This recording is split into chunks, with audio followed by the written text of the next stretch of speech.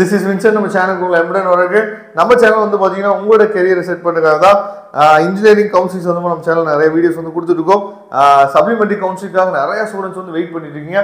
நிறைய பேருக்கு என்ன டவுட் அப்படின்னா, சப்ளிமெண்ட்ரி கவுன்சிலிங்கில் நல்ல காலேஜ் வந்து இருக்குமா இருக்காதா, இதுதான் வந்து பார்த்தீங்கன்னா நிறைய பேருக்கு இருக்கக்கூடிய டவுட்டு.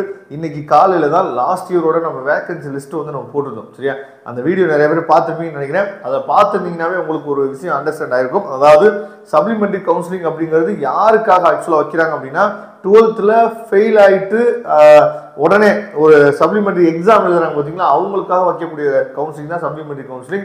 சில பசங்க அப்ளை பண்ணாமல் விட்டுருப்பாங்க இன்ஜினியரிங்க்கு, அவங்களுக்காக வைக்கக்கூடியது தான். அப்படிங்கிற பட்சத்தில் நமக்கு 3 ரவுண்டு முடிச்சுட்டு மீதி இருக்கக்கூடிய காலேஜஸ் தான் நமக்கு என்னாச்சு பார்த்தீங்கன்னா வேகன்சிஸ்ல வரும். சரியா, அதனால தான் நான் காலையில் வீடியோவில் சொல்லியிருந்தேன். என்ன அப்படின்னா, நீங்கள் வந்து எஸ்சி, எஸ்சிஏ, எஸ்டி இந்த கேட்டகரியில் நீங்கள் வரீங்க அப்படின்னா உங்களுக்கு சில நல்ல காலேஜஸ்லேயே சில கோர்சஸ் வந்து மேபி இருக்கிறதுக்கு வாய்ப்புகள் இருக்கு.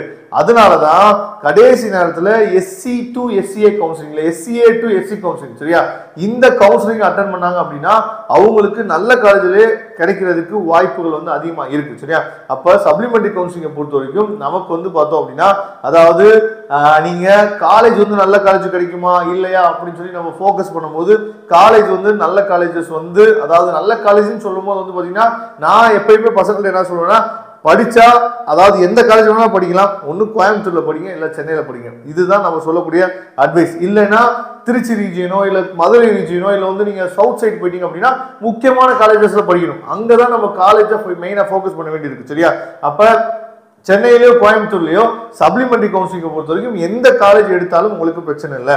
அப்போ லோ ஃபீஸ் காலேஜஸ் வந்து உங்களுக்கு தெரிஞ்சுக்கணும். லோ ஃபீஸ் காலேஜஸ் வந்து எங்க இருக்குன்னு எங்களுக்கு தெரியல சார் அப்படின்னு நீங்க நினைச்சீங்க அப்படின்னா உடனே நீங்க கமெண்ட் பண்ணுங்க.